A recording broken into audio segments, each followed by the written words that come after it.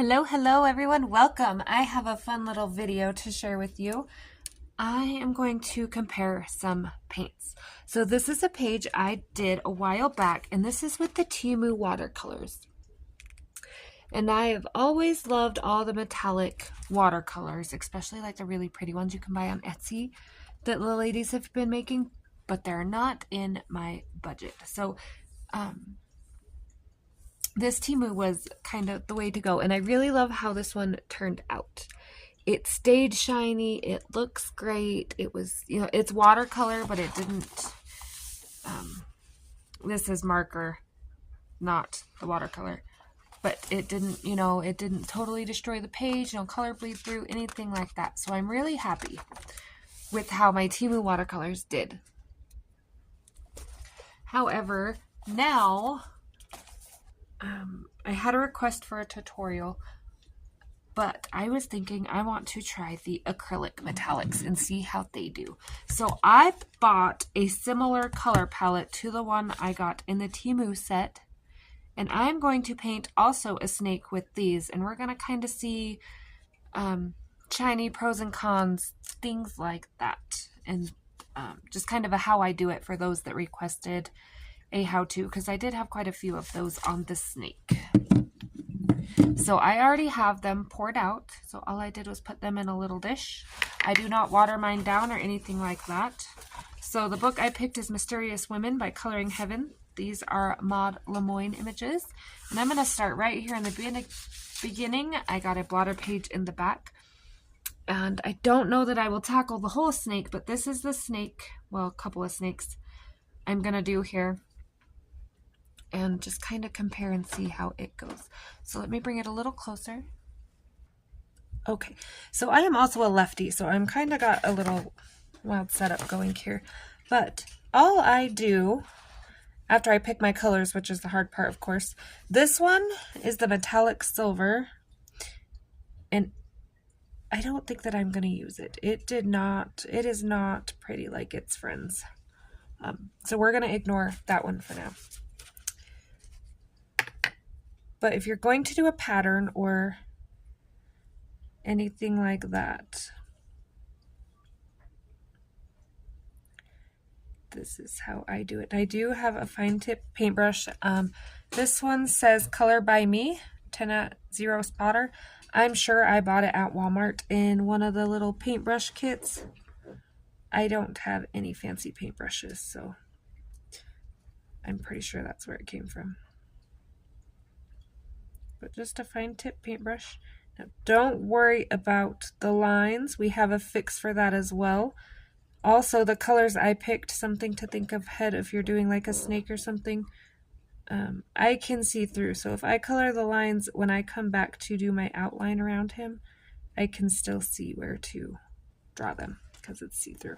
So now I'm not going too far ahead because on my pattern I don't want to mess up and get too many colors too close together. My goal here is try to keep it nice and even looking. This does usually take 2 coats when I use acrylic. Now I haven't tried the metallics, but I'm gonna guess, judging by the way things are shaping up, that a second coat probably won't hurt. So I'm not even washing my paintbrush in between. I'm just kind of letting them mesh together. I have one darker that's actually a color shift. So this one is not a metallic, it's a color shift, black flash. That one I will wipe my brush for, which is why I'm doing it last. So I'm just kind of using my eyeball.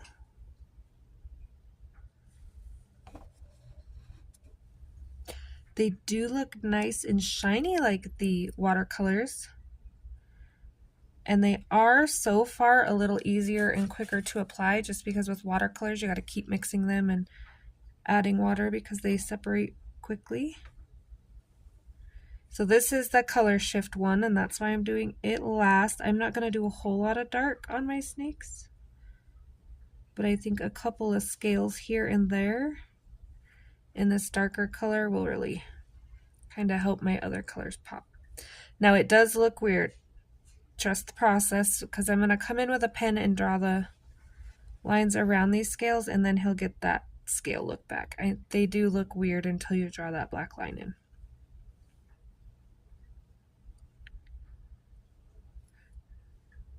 Trying to like not drown my paintbrush, but get enough to paint on there.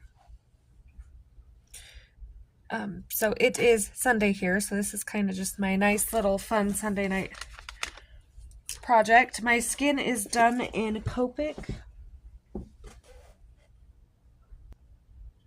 Sorry about that, forgot to grab some water. My skin is done in Copic marker, and then I went over the top with eyeshadow. Eyeshadow also erases easy for the most part, other than my hand is still smearing it when I'm painting.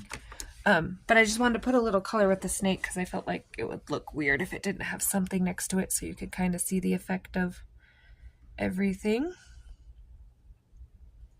So when the light gets on it, after you get in a little ways, and I'm trying to get some painted as quick as I can here, you will be able to kind of see the white where, you know, you missed. So you can go ahead and fill that in, or wait. What I usually do is wait until the end.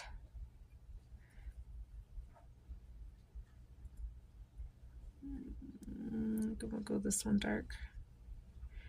Wait until the end when I draw my lines in, and then that way I kind of can just take a dot of water or whatever and kind of fill in the edges without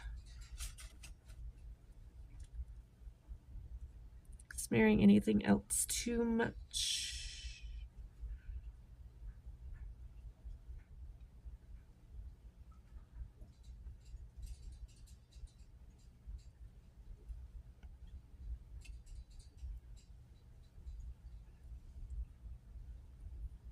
So again, just kind of mainly, oh, that was too much, painting, planning out my pattern here a little bit, and then I'll come back and do my second coat. I know this isn't the most exciting thing. I really do enjoy the folk art paints though. They have color shifts, they have metallics, they have the dragonfly glaze, they have a lot of great paints. And I do like that acrylic is quick and easy. And for the most part, pretty effective.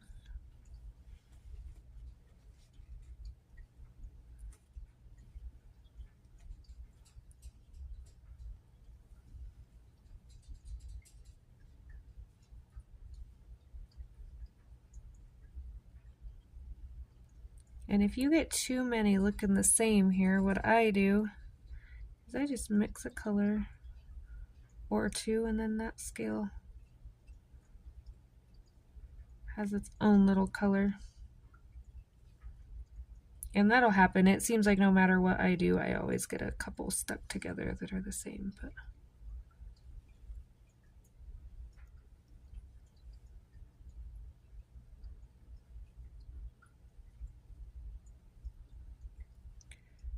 okay.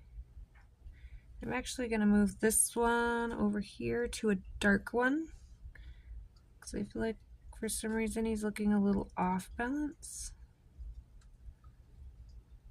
And unlike the watercolor, I can just paint right over the top of that and not have to worry too much about it. So add another one there, and then I think I want this big one right here dark. So I'm going to get a few of these in. And then I will kind of come back and show you how I do the outlining and things. All right, so there we are with the acrylic paint. It is still a little wet. I just finished, but I kind of just wanted to show the shine. It does have a nice shine to it. So let's peek real quick. This one still needs to dry a little bit, but I don't think it's going to change too much. So here they are, kind of side by side.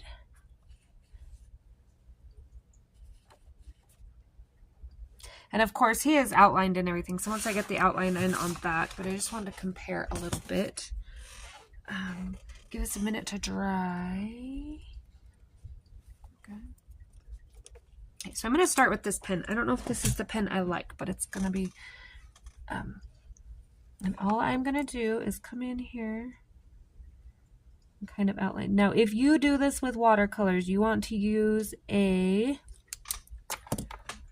pencil or like a permanent marker, because if you use one of these little water-based pens, they are going to run. I can't find the one black pen I used that worked good. And this one's stuck. Give me 1 second. Okay, sorry about the wiggle. Arteza Ink Conic 0.4. You can buy just the black set if you don't want the whole set. All I'm doing is kind of tracing the little scales all the way. It is worth going slow and taking your time. This is a water-based fine liner. So once I go over with this, I am not going to add any water to my page. So if there is any like big white spots or anything, I will try to correct those if I can. But that's kind of why I also take the page and kind of tilt it in the light, make sure that nothing huge stands out, because you got to remember that not every part of this snake will be shiny, especially if you are one that takes a picture and posts it on Facebook or Instagram or what have you. And that's also a good reason to apply 2 coats, and that way the light has more of a chance to reflect off. See, there's a little bit of white right there, so we're just going to hide it with our black line. Now, I'm not going to paint this whole page. As you can tell, my skin, I'm going to add some pencils, but it's marker. I haven't really decided. I kind of just opened the book to a page, and I was like, ooh, there's a snake. And then I remembered someone asked for a tutorial, so I was like, oh, bam.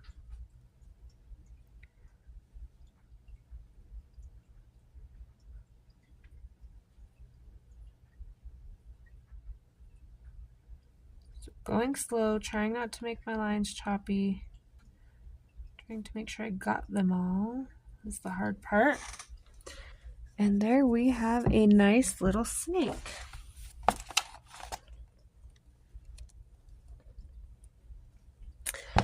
Honestly, the amount of effort and work is about the same. I still had to have water to wash my brush, so I didn't have to mix them as much. They didn't separate as quickly as the watercolors did, which is nice, and I like that I can portion these out. I don't have to get the whole watercolor wet every time. Oh, I smeared it on her face. But as far as looks and having any issues, Temu versus just the Walmart, you get these about $2 or $3 a bottle at Walmart. I think if you're on a budget, this would probably do it. I don't think anybody would ever know. So there is my quick little paint tutorial. Questions, comments, requests, anything like that, please let me know. If I ever finish this one, I will post it for you to see the finished product. But I've been real bad about finishing pages lately. I hope to see you next video, and thanks for watching. Bye. And I will link those paints down below as well if you're interested in buying them off Amazon. But I did buy mine at Walmart. So either way, whichever's cheaper for you. Bye.